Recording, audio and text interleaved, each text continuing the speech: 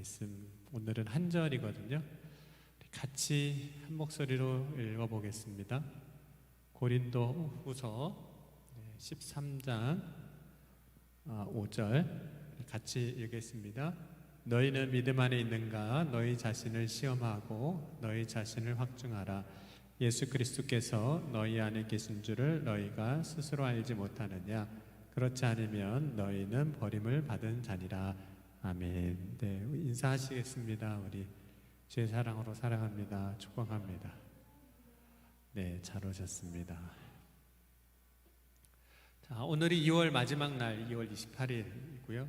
또 2월의 마지막 주일입니다. 그래서 다음 주에 여러분을 만나게 되면 이제 3월에 봄에 우리가 계절적으로 보면 이제 2월 달까지는 겨울이라는 느낌이 강하지만 3월 하면 벌써 이제 봄이잖아요. 봄의 느낌이 강한데 사실은 뭐 2월이라고 해도 밖에 나가면 봄 왔구나 하는 걸 금방 느낄 수 있습니다. 그렇죠? 여러분도 봄 느끼세요? 네. 옷을 보면서도 느끼고 저는 냄새로 많이 느끼는데 밖에 나가면 진짜 풀 냄새가 나요. 이렇게 얼었던 땅을 뚫고 나온 풀. 여러분 쑥 혹시 나온 거 봤어요? 네. 이렇게 벌써 나왔어요. 이렇게 쑥 하고 나왔어요. 그래서 요만큼 싸게 났는데 그 쑥이 나온 그 자리에 풀 냄새, 흙 냄새, 그 봄 냄새 이런 냄새들이 있어요. 식물들을 보면 자기가 그때, 지금 이때 뭘 해야 될지 알아요. 그렇죠? 겨울이 되면 이제 동면 준비를 해야 되는구나 하고 이제 다 준비하잖아요. 이제 봄이 되면 내가 기지개표가 나와야지, 이제 잎을 내야지, 그리고 꽃을 피워야지, 그리고 열매를 맺어야지 하고 때를 따라서 이렇게 쫙 가요. 그런데 식물이 참 대단한 건 뭐냐면 내가 왜 존재하는지를 안다는 거예요. 식물은. 그럼 식물의 존재 목적이 뭘까요? 식물. 풀의 존재 목적. 우리가 성경적으로 보자면 풀의 존재 목적. 자, 창세기 1장 29절 30절 말씀 보면 하나님이 아담과 하와에게 이런 말씀을 주셨어요. 하나님이 이르시되 내가 온 지면에 씨 맺는 모든 채소와 씨 가진 열매 맺는 모든 나무를 너희에게 주노니 너희의 먹을거리가 되리라. 그래서 실제로 풀은 누구의 먹을거리가 됐을까요? 사람의 먹을거리가 돼요. 그래서 풀은 자기가 그 겨울을 뚫고 나오고 잎을 내고 꽃을 피우고 열매를 맺어서 다 누구한테 주냐면 저 사람한테, 우리에게 줘요. 그래서 자기의 존재 목적대로 지금 잘 살고 있어요. 여러분, 우리가 인생을 살면서 꼭 해야 될 일 중에 하나가 나를 아는 거예요. 여러분을 아는 거. 왜냐하면 나를 알아야 내가 어떻게 살아야 될지도 알고 어떻게 해야 잘 사는 건지도 아는 거예요. 나를 모르면 내가 지금 잘하고 있는 건지도 모르는 거고 잘 가고 있는지도 모르고 그러고 살아갈 수도 있습니다. 내가 누군지를 아는 게 중요한 이유가 뭐냐면 내가 누군지를 알아야 우리는 사명을 가지고 살 수 있어요. 그리고 내가 누군지를 알아야 겸손합니다. 교만한 사람은 자기가 진짜 누군지 몰라서 교만한 거예요. 자기를 아는 사람은 겸손할 수밖에 없어요. 그리고 그 겸손이 중요한 이유는 하나님은 교만한 자에게 은혜를 주시는 것이 아니라 겸손한 자에게 하나님은 은혜를 주시는 분입니다. 그래서 잠언 3장 34절, 야고보서 4장 우리 6절 말씀 보면 하나님은 교만한 자를 물리치시고 겸손한 자에게 은혜를 주신다 말씀을 했습니다. 여러분, 자기를 모르는 사람은 교만한 사람입니다. 모르기 때문에 사실 교만한 거죠. 그리고 교만한 사람의 특징은 하나님을 의지하지 않아요. 자기를 의지해요. 자기가 다 할 수 있다고 생각하고 자기를 신뢰합니다. 근데 우리가 한번 정직하게 우리 자신을 한번 돌아보면 나는 믿을 만한 사람일까요? 네. 어떠세요? 우리 믿을 만해요? 실제로 나는 그래도 괜찮은 사람이야 라고는 할 수는 있는데 실제로 정직하게 자기 자신을 한번 돌아보면 우리는 믿을 만한 사람이 못 돼요. 얼마나 거짓되고 속이는 것도 많고 우리는 거짓된 존재들이거든요. 스스로를 믿는 사람은 사실은 우상숭배하는 거하고 똑같습니다. 자기를 믿는 거 무너질 걸 의지하는 거죠. 예수님께서 십자가 고난 당하시고 죽으실 때 제자들에게 하셨던 말씀이 있어요. 내가 이제 예루살렘에 가서 사람들에게 잡히고 고난 당하고 죽을 거다. 그러나 죽는 것으로 끝나지 않고 제 3일에 다시 살아나리라. 이 말씀을 하셨을 때 베드로가 그때 예수님을 붙잡고 항변을 해요. 예수님 그러시면 안 돼요. 절대 그러시면 안 됩니다. 제가 그런 일 설령 일어나도 못 일어나게 할게요. 이렇게 하거든요. 이게 어떻게 보면 교만이에요. 자기 고집이고 말씀보다 자기가 자기를 더 신뢰하는 거잖아요. 오늘 2부 예배 마치고 유치부 아이들이 갑자기 본당에 이제 정리하고 있는데 올라오더니 저 2층에서 갑자기 그러는 거예요. 예수님 그러는 거예요. 예수님 그러는 거예요. 애들 둘이 유치부 아이들이 우리 교회에. 그래서 얘들이 정말 은혜 받았나 예배 마치고 와서 예수님을 찾나. 근데 계속 예수님 예수님 그러는 거예요. 그래서 누구 예수님 찾아? 그러니까 저를 보고 그러는 거예요. 그래서 목사님이라고 해야지 예수님 아니야 목사님이야 이랬더니 예수님 이렇게 이제 하고 가는 거예요. 그래서 저것도 고집이구나.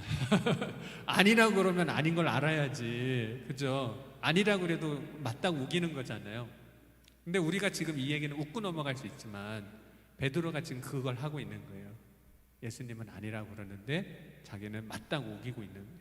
예수님은 맞다고 그러는데 아니라고 우기는 거. 그 똑같은 거거든요. 그러니까 베드로는 예수님이 말씀해 주셨는데 그 예수님 틀렸습니다. 내 말이 맞아요. 내 의지가 맞는 거예요. 주님 말씀하시는 거 다 틀린 겁니다. 이렇게 얘기를 하고 있는 거죠. 자기를 너무 믿은 거예요. 근데 여러분 아까 우리 처음 시작할 때 우리는 믿을 만한 존재가 아니라고 그랬잖아요.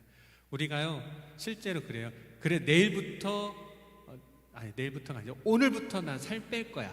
믿을만 해요 그 말? 네, 저녁 가면 다 무너지잖아요. 그렇게 결심을 하고도 우리가 얼마나 믿지 못할 사람인지 우리는 늘 사실 경험하고 있으면서도 또 아니래요. 너 못 믿어 이러면 왜 날 못 믿냐고. 근데 못 믿을 만한 존재인데 그렇게 살아왔으면서도 또 아니라고 우길 때가 참 많습니다. 그러니까 죄인된 인간의 모습은 사실은 거짓된 모습이에요. 우리가 얼마나 잘 꾸미고 살아요. 냄새 안 나게 향수도 뿌리죠. 아닌 척 철판 깔고 살죠. 속은 지금 막 부글부글 하는데 입은 웃고 있죠.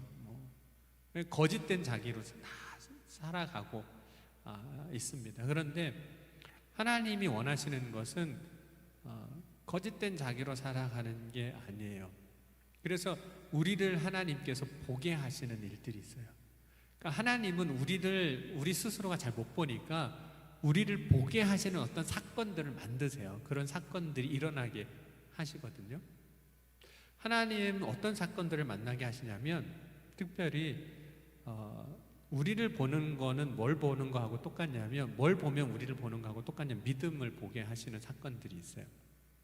하나님이 아브라함을 부르셨는데 그때 아브라함이 여호와의 말씀을 따라갔습니다. 그러니까 믿음이잖아요. 말씀을 따라갔으니까. 근데 아브라함의 믿음이 진짜 드러나는 순간은 또 언제였냐면 아브라함을 하나님이 시험하실 때, 이삭을 번제로 드리라고 시험하실 때 그때 드러납니다. 그 사건을 통해서 믿음이 드러나고 아브라함이 드러나는 거예요. 근데 사건을 우리가 만날 때 두 가지 일을 하게 돼요. 뭘 하게 되냐면 그때 내 믿음을 봐요. 사건을 통해서 내 믿음을 봐요. 내 믿음이 이거구나. 그 믿음을 보게 돼요. 그리고 그 믿음을 그 사건을 통해서 확증하게 돼요. 이건 내 믿음이라고 확증을 한다는 거예요. 근데 여러분 믿음을 보게 될 때 어떨까요? 내 믿음을 여실히 적나라하게 날카롭게 보게 될 때 우리는 어떨까요? 참 부끄러울 수밖에 없습니다. 아브라함이 이제 이삭을 번제로 드리는 사건, 믿음을 보게 되는 사건이 이삭 번제 드리는 사건인데, 그런 사건은 굉장히 특별한 일이잖아요. 그 이삭을 번제 드리는 사건은 얼마나 특별해요. 그런데 충격적인 사건이지만 우리 일상에서 쉽게 일어나는 일들 가운데서도 우리의 믿음은 사실 다 드러난다는 거예요. 그러니까 그렇게 이삭을 막 번제로 드려야 하는 그런 사건이 아니어도 사실은 사소한, 아주 사소한 사건이지만 그 사건을 통해서 우리의 믿음이 드러나요. 다만 이것이 나의 믿음을 시험하는, 드러내는 사건이라는 것조차도 모르고 우리는 가고 있다는 거예요. 인지를 못해요. 그냥 나는 원래 그렇게 살았으니까, 나는 원래 그렇게 해오던 사람이니까 그냥 그렇게 살고 있는 거죠. 자, 아브라함이 말씀을 따라가면서 믿음을 보였잖아요. 그런데 그 다음에 어떤 일이 일어나냐면, 그 가나안 땅 베델에서 제사도 드리고 하나님 앞에 번제도 드리고 예배를 드렸지만 베델에서 애굽으로 내려갑니다. 근데 왜 내려가냐면 기근 때문에 내려가요. 먹을 걸 찾아서 가는 거예요. 자, 여러분, 인간의 본성이 뭐냐면 먹을 걸 찾아서 가는 거예요. 자, 혹시 이제 물어볼게요. 직장 이직 왜 할까요? 네, 더 좋은 걸 찾는. 근데 뭐가 더 좋은 거예요? 그렇죠. 다 대부분 월급이 많이 주는 직장을 좋은 직장이라고 생각하고 그래서 가는 거잖아요. 이직하는 거잖아요. 근데 그렇게 이직하는 건 결국 뭘 쫓아가는 걸까요? 먹을 거, 우리의 본성에서 요구하는 거, 그걸 쫓아가는 거예요. 그러니까 아브라함이 베델에서 애굽으로 내려가는 거 어떻게 보면 우리식으로 적용하면 거기 가면 월급 더 준대, 거기 가면 돈 더 번대, 그래서 가는 거랑 똑같아요. 근데 여러분, 애굽으로 내려가기 위해서 이제 살기 위해서 어쨌든 기근 때문에 내려갔는데, 그걸 그때 아브라함은 뭐라고 생각 안 했냐면 이거는 내 믿음을 드러내는 거야, 내 믿음을 시험하는 거야 라고 전혀 생각하지 않았어요. 왜냐면 당연하잖아요. 먹을 게 없어서 먹을 걸 찾아서 가는 건 그건 내 본성이 그런 거고 원래 그렇게 하는 거잖아요. 다른 사람 다 하는 거니까. 그게 믿음을 드러내는 사건이라고 전혀 생각 안 하는 거예요. 그리고 이제 애굽에 내려갔는데 물론 이해는 잘 안 돼요. 왜냐면 그때가 아브라함이 75이고 사라가 65세거든요. 근데 아브라함이 내 아내를 사람들이 빼앗아갈까 봐 누이라고 속여야 된다고 생각을 해요. 믿어지세요? 65세에. 그래서 거짓말을 해요. 살기 위해서 하는 거짓말, 우리는 선의의 거짓말이라고 얘기를 해요. 그리고 그것에 대한 정당성을 부여해요. 내가 살려면 그렇게 해야지 사는 거야. 그런데 그런 것이 나의 믿음을 드러내는 믿음의 시험이라고 전혀 생각 안 해요. 당연히 다 그런 거지. 세상에서 사람이 살려면 거짓말도 적당히 해야 되고 남도 좀 속여야지 많이 버는 거고 그래야지 내가 사는 거니까 그것을 내 믿음을 드러내는 어떤 사건이라고 전혀 생각을 안 한다는 겁니다. 하나님이 아브라함에게 주신 약속이 있어요. 자식을 주시겠다고. 그런데 이 약속을 주시고 10년이 지났어요. 여러분 혹시 10년 전 약속 기억해요? 10년 전. 한 달 전 약속도 기억 못할 수도 있는데 무슨 10년 전. 네. 그러면 10년을 기다렸는데 약속을 안 지키는 사람이 있어요. 그러면 여러분 그 약속을 기다리겠습니까? 10년 전 약속을 아직도 안 지켰어요. 그 사람을 기다리시겠느냐? 10년쯤 약속하고도 아직 아무것도 안 했으면 안 하는 거잖아요. 그 약속 물 건너 간 거예요. 하나님이 10년이 지났는데 약속을 안 이루어 주세요. 그러면 그 약속은 물 건너 간 거죠? 진짜 물 건너 간 거예요? 네, 잘 들으셔야 돼요. 네, 하나님의 약속인데 우리가 생각할 때는 물 건너 간 거예요. 이거는 하나님 약속 포기해야지. 그렇죠?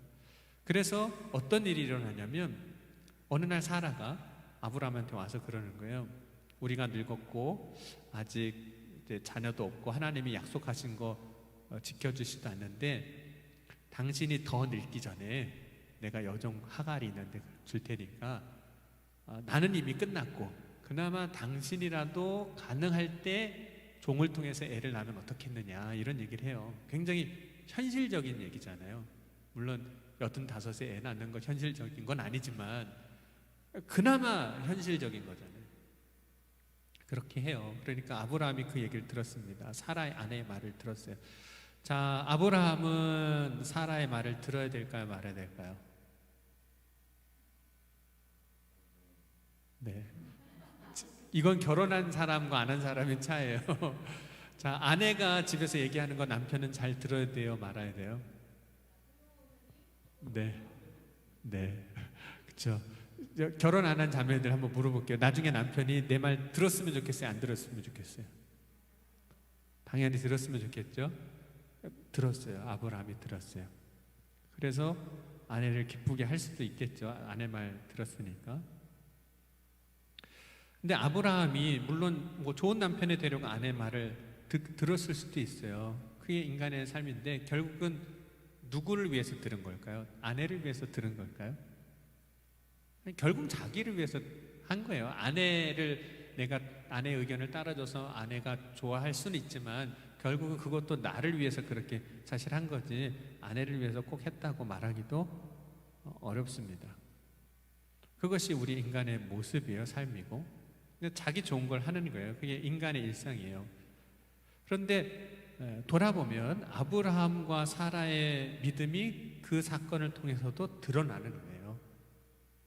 그러니까 이삭을 번제로 드려야 하는 아주 뭐 특별한 결단을 하고 막 특별한 사건이 일어나는 어떤 일을 통해서만 믿음이 드러나는 게 아니라 그냥 우리는 세상 사람들이 살듯이 살고 말하고 하고 가고 먹고 하는 모든 일을 통해서 사실은 믿음이 드러나고 있었다는 거예요. 근데 우리는 내 믿음이 드러나고 있다는 걸 그 순간 몰라요. 그리고 그냥 나는 어제도 그렇게 살았으니까 사는 거고 오늘도 그렇게 살았으니까 사는 거 그러고 살고 있다라는 거예요. 그러니까 오늘 우리가 살아가는 일상의 삶에 우리의 믿음이 드러나요. 우리의 믿음을 사실 시험하는 사건들이에요. 그 일들이 사실은 다. 그런데 우리는 모르고 지나간다는 거죠. 여러분, 내 삶에 이것이 믿음을 드러내는 사건인지 시험인지를 어떻게 알 수 있냐면 그 시험이라는 단어를 우리가 헬라어 성경에서 찾아보면 도키마조라는 단어예요. 근데 이 단어가 어떤 의미도 있냐면 영어로 번역하면 I am fit 이런 뜻이에요. 그러니까 나는 괜찮아, 건강해, 뭐 이런 뜻이에요. 그러니까 시험이라는 게 뭘 의미하냐면 나는 괜찮아, 건강해, 좋아를 드러내는 어떤 것이 된다는 거예요. 그럼 병원에 가면 어떤 때는 내가 이런 걸 하려고 병원에 왔나? 이런 때가 있어요. 왜냐하면 의사가 진찰을 하는데 이런 걸 시킨가 싶은 때가 있어요. 예를 들어 팔이 아파서 가면 의사가 뭐 하라고 우리한테 요구하냐면 주먹 져보세요. 이렇게 잼잼잼 해보라고 그래요. 그러더니 손 한번 올려보세요. 어깨 높이 위로 이렇게 내려보세요. 이거 한번 들어보세요. 괜찮습니다. 이러고 가는 거예요. 그러니까 어떤 때는 의사가 진찰하고 우리에게 말하는데 그거는 우리가 평상시에 그냥 하던 거예요. 뭐 주먹 쥐고 뭐 문 올리고 들고 뭐 이런 거 다 하는 거잖아요. 근데 그거를 통해서 의사는 뭘 보고 있는 거냐면 그 사람의 그 팔이 갖고 있는 능력, 그거를 제대로 쓰고 있는지, 쓸 수 있는지 그거를 보는 거예요. 그러니까 우리가 일상생활에서 아무렇지도 않게 쓰고 말하고 행동하고 뭔가 하는 것이 실제로는 그 사람의 믿음이 건강한 건지 온전한 건지 드러내는 뭐가 된다는 거예요? 사건이 되고 시험이 되는 거예요. 하나님이 나에게 말씀하시는 것들이 있거든요. 특별히 여러분에게 말씀하시는 것 가운데 여러 가지가 있겠지만 그 말씀이 결국은 뭘 우리에게 보게 하시는 거냐면 우리의 믿음을 보게 하시는 것들이 돼요. 진짜 온전한 믿음인지 건강한 믿음인지. 그런데 마치 하나님이 나에게 말씀하시는 것들 중에는 뭐가 있냐면 의사가 팔 한번 들어보라고 주먹 한번 접어라고 하는 것들도 있어요. 하나님 이거 해서 뭐예요? 주먹 주는 거 이거 팔 들어봐서 뭐예요? 이럴 수 있는 이게 무슨 의미가 있어요? 라고 하지만 그걸 우리에게 말씀하시는 게 있다는 거예요. 만약에 하나님이 그런 걸 말씀하시면 우리는 굉장히 쉽게 할 거예요. 쉬운 거예요, 그런 것. 그런데 여러분 막상 보면 쉬운 것만 있는 게 아니라 어려운 것도 있어요. 자, 우리 예배 때 다 물어봤던 질문인데 여러분 주일날 예배 드리러 오는 일은 쉬운 일이에요? 어려운 일이에요? 지금 이 자리에 온 사람 정도면 쉬운 거예요.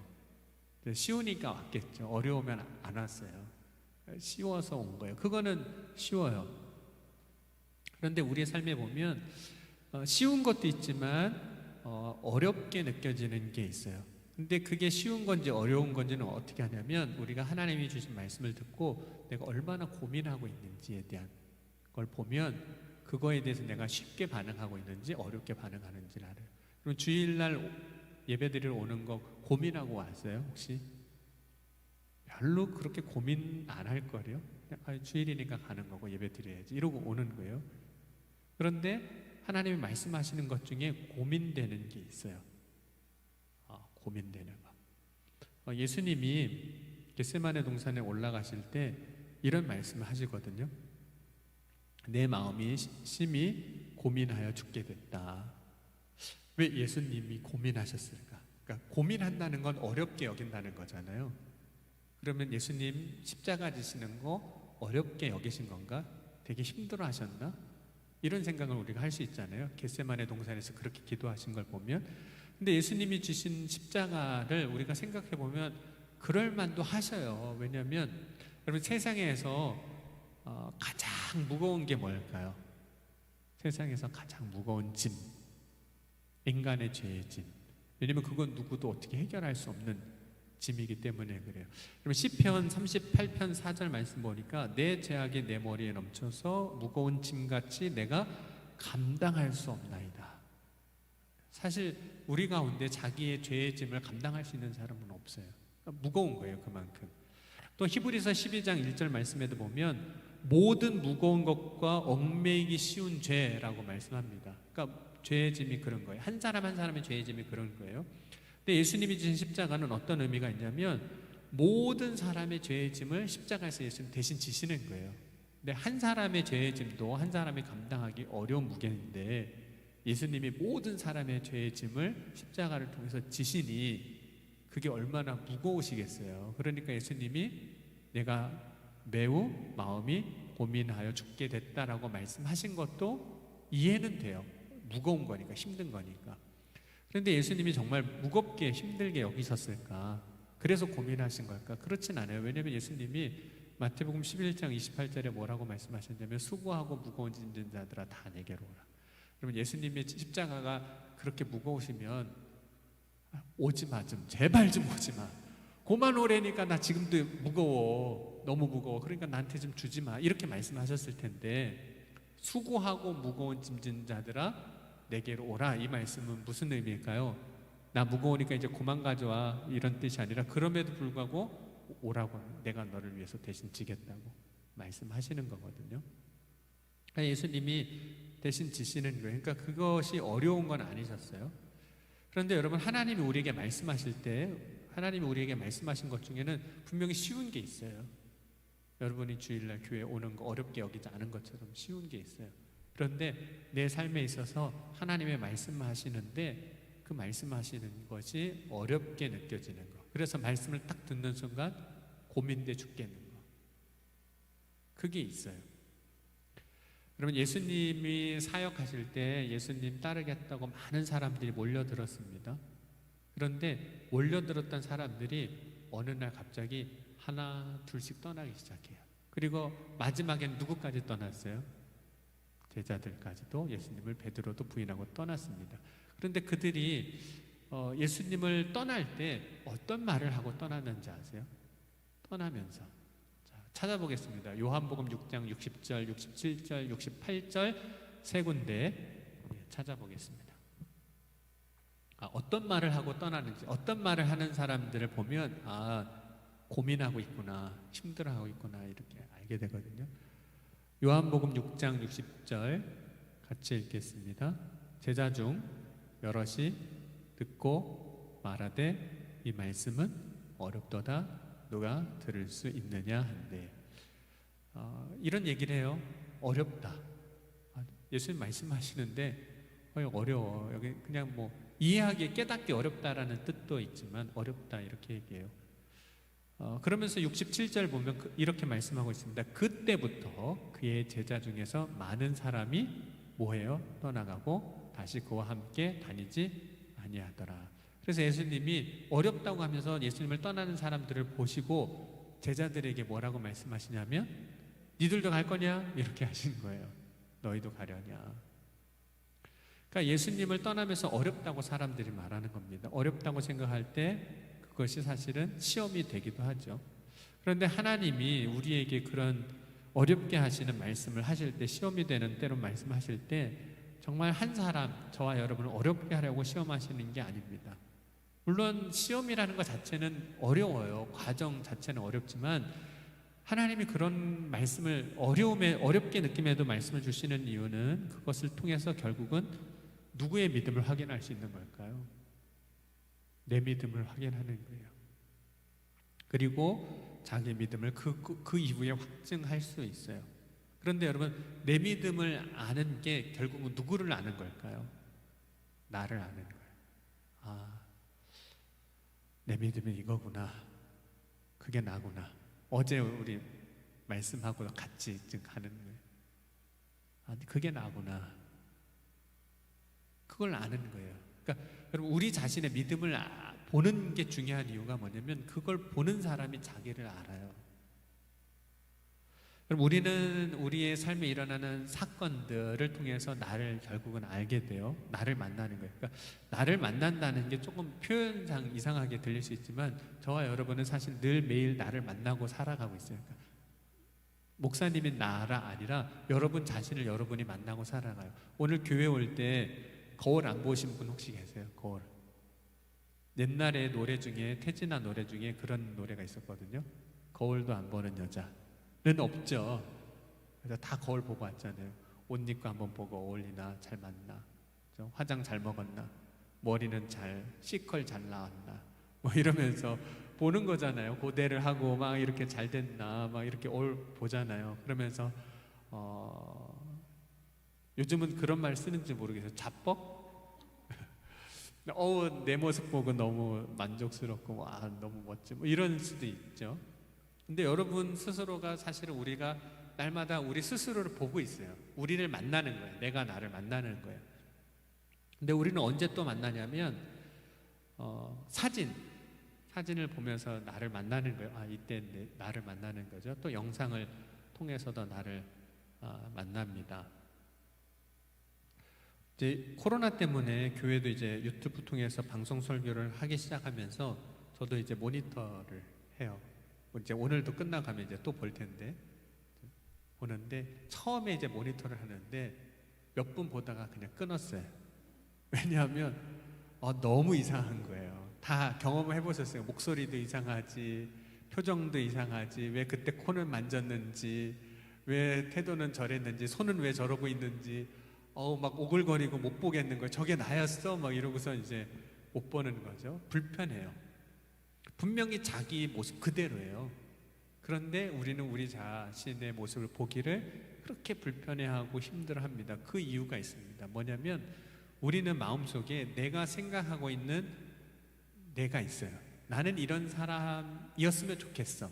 이런 사람일 거야.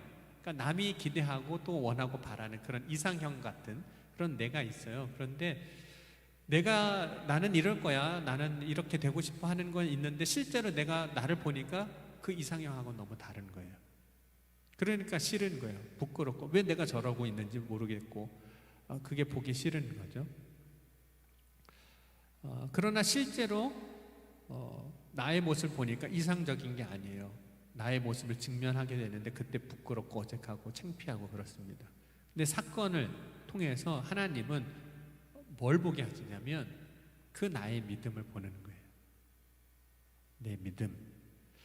그럼 베드로가 만나는 그 믿음, 자신의 현재 그 믿음의 모습은 어떤 모습도 있었냐면 예수님이 칭찬하시는, 주는 그리스도시요 살아계신 하나님의 아들입니다 할 때 칭찬하시는 믿음의 모습도 있었어요. 그런데 칭찬받는 모습도 있었지만 그 믿음이 진짜 베드로의 믿음인지에 대해서는 계속 스스로가 확인해 봤어야 돼요. 그때 칭찬받았던 그 믿음 진짜 내 믿음인지. 그럼 베드로의 그 믿음은 언제 시험 받고 확증 받냐면 가야바의 집 뜰에서 대제사장. 그때 3번 말을 들어요. 어떤 말을 들냐면 그 가야바의 뜰의 집에 와 있는 사람들인데 마태복음 26장 69절 보면 한 여종이 베드로한테 이런 얘기를 합니다. 너도 갈릴리 사람 예수님과 예수와 함께 있다. 이 얘기를 듣고 베드로는 아니라고 부인해요. 부인하고 있는 자신의 모습을 누군가가 나한테 질문하는 걸 통해서 이제 알게 되는 거예요. 베드로가 2번째로 예수님 시험을 받을 때 한 여종이 또 이런 질문을 해요. 이 사람은 나사렛 예수와 함께 있었다. 그러니까 또 부인을 하는 거죠. 근데 그때 자기 믿음을 봐요. 베드로가 3번째 시험을 받을 때 자기 믿음을 보게 될 때 보통 사람 누군지 모르겠지만 이야기를 합니다. 그 사람들 중에 조금 후에 곁에 섰던 사람들이 나와 베드로에게 이르되 너도 진실로 그 도당이라 내 말소리가 너를 표명한다 하거늘. 베드로가 그들의 이야기를 듣고 예수님을 부인합니다. 그런데 베드로에게 이야기해주는 사람들을 보면 뭐 대단한 사람, 권위 있는 사람, 힘 있는 사람이 아니에요. 보통 사람이에요. 베드로랑 비슷한 사람, 그 당시에 베드로보다도 못한 종으로 여겨지는 사람들이 베드로한테 얘기하는 걸 통해서 자기를 보는 거예요. 내 믿음을 보는 거죠. 베드로가 받는 질문이 무슨 대단히 철학적으로 어렵고 그런 질문이 아니었어요. 그런데 베드로는 그 질문으로 인해서 자기의 믿음을 보는 거예요. 드러나요. 이게 믿음의 시험인 거예요. 그럼 베드로가 사람의 질문을 통해서 그 확증 받았잖아요. 내 믿음은 이거밖에 안 된다. 이제 보게 되고 확증하게 되는데 확증을 받을 때 그 믿음은 부끄러운 거예요. 근데 부끄러운 수준이지만 베드로가 자신의 그 믿음이 드러나는 것, 그래서 그 믿음을 만나게 되는 것이 나를 보는 거예요. 나를 만나는 것. 여러분, 우리는 다 마찬가지예요. 나를 만나는 거 힘들어요. 나의 진짜 모습을 여실하게 이제 보게 될 때 힘들죠. 근데 만나는 게 중요한 이유는 나를 만날 때 비로소 나를 평가할 수 있어요. 내가 이거구나. 그렇죠? 내가 이거구나. 그리고 나를 알게 될 때, 내가 이거라는 걸 알게 될 때 비로소 거기서부터 새로운 변화, 새로운 시작이 가능해요. 막 과대망상 이런 게 아니라 진짜 나를 알아야 거기서부터 시작이 돼요. 그리고 그러한 과정을 통해서 우리의 믿음은 이제 만들어지기 시작해요. 차곡차곡 만들어지고 견고해지고 더욱 힘있는 믿음이 됩니다. 그럼 많은 사람들이 이제 외부에서 일어난 사건이나 외부에서 누군가 말해주는 걸 통해서 자기의 믿음을 보거든요. 대부분은. 그러니까 내가 어떻게 한 게 아니라 그러니까 외부에서 일어나는 사건들, 하나님이 말씀하신 것도 마찬가지고. 그런데 진짜 건강한 믿음의 사람은 외부에 의해서 자기를 보는 게 아니라 자기 스스로가, 성숙한 믿음의 사람은 자기 스스로가 자기에게 질문함을 통해서 내 믿음을 보는 거예요. 내가 내 믿음을 시험하는 거예요. 자, 오늘 말씀 한번 다시 읽어보겠습니다. 이 부분을 다시 기억하면서 고린도 후서 13장 5절 다시 같이 읽겠습니다. 시작.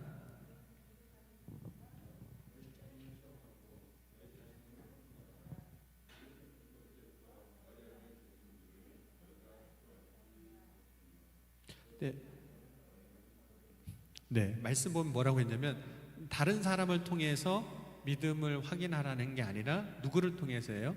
스스로 확인하라, 확증하라, 이렇게 말씀합니다.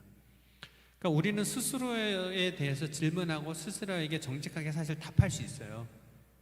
나에게 다른 사람이 아니라, 외부의 다른 사람이 아니라 나에게 내가 질문하고 내가 정직하게 답할 수 있어요. 그리고 그렇게 질문하고 대답할 때 내 믿음을 봐요. 정직하게 대답할 때. 그리고 그걸 통해서 내 믿음을 확인하고 성장하게 되고 확증하고 더 나아가게 되는 겁니다. 여러분, 우리는 누군가가 그래 너 이게 네 믿음이야 이렇게 대답해 주는 것도 좋죠. 그런데 그걸 원하기도 해요. 그게 어떤 때 편하니까. 그런데 진짜 믿음은 어떻게 해야 되냐면 스스로 질문하고 대답해야 돼요. 이런 질문을 하면 돼요. 이게 정말 믿음일까? 내가 질문해 보는 거예요. 사소한 것에서부터 내가 일상에서 살아가는 모든 것에 있어 특별한 사건이 아니어도 이게 정말 믿음인가? 그리고 스스로 정직하게 한번 대답해 보세요. 자기를 보는 거예요. 이게 정말 하나님이 기뻐하실 일인가? 스스로에게 시험하는 거예요. 스스로에게 질문하는 거예요. 그리고 스스로가 정직하게 대답할 수 있어요. 그리고 그것을 통해서 내 자신의 믿음을 보는 거예요. 그리고 확증하고 더 나아갈 수도 있어요. 저는 여러분이 그런 믿음으로 나아갈 수 있기를 간절히 바랍니다. 물론 다른 사람의 도움도 필요해요. 하나님이 주신 특별한 사건을 통해서 우리의 믿음이 드러나고 나를 보고 믿음이 나아가는 길도 있어요. 그런데 성숙한 믿음은 어떤 거냐면 스스로가 시험하고 질문해보고 스스로가 정직하게 대답하고 그걸 통해서 나를 보고 때로는 그 순간 부끄럽기도 하고 창피도 하기도 하고 하지만 나를 알 때 비로소 하나님의 은혜가 부어지는 경험도 해요. 왜냐면 나를 아는 사람은 겸손해요. 절대 자기 주장도 안 하고요. 자기가 옳다고도 할 수도 없고요. 나는 의인이다 말할 수도 없어요. 내가 나를 아니까. 겸손해요. 그런데 그 겸손한 자에게 하나님은 은혜를 주시고 그가 그 수준에서 머물러 있지 아니하고 더 높은 큰 믿음으로 나아갈 수 있도록 그의 믿음을 세워주시고 또 만져주시고 또 설 수 있는 길들을 열어주시고 그래서 진짜 믿음의 삶이 어떤 특별한 대단한 사건이 아니라 나의 일상에서 계속해서 하나님을 만나고 하나님 앞에 서고 하는 그런 일들을 이루어 나가시는 역사를 이제 경험하는 거죠. 그런 믿음을 갖고 있는 사람은요 혼자 있다고 흔들리지 않아요. 왜냐면 내가 내 믿음을 보고 세워나가고 힘들다고 환경 때문에 뭐라고 흔들리지 않아요. 그런 믿음 우리 가질 수 있는 젊은이 교회 지체 한 사람 한 사람 될 수 있기를 간절히 바랍니다. 우리 같이 기도했으면 좋겠습니다. 주님, 오늘 이 시간 우리가 믿음 안에 있는가 스스로 시험하고 확증하라 이 말씀을 붙잡고 기도합니다. 때로는 내 삶에 일어나는 어떤 특별한 사건을 통해서 또 누군가 말해주는 걸 통해서 또 그런 것들을 통해서 내 믿음이 어떤 것인지 보려고 했지만 이 시간 하나님 제가 스스로 저에게 묻고 이게 정말 믿음인지 이것이 정말 하나님 기뻐하실 일인지 스스로 돌아보게 하여 주옵소서.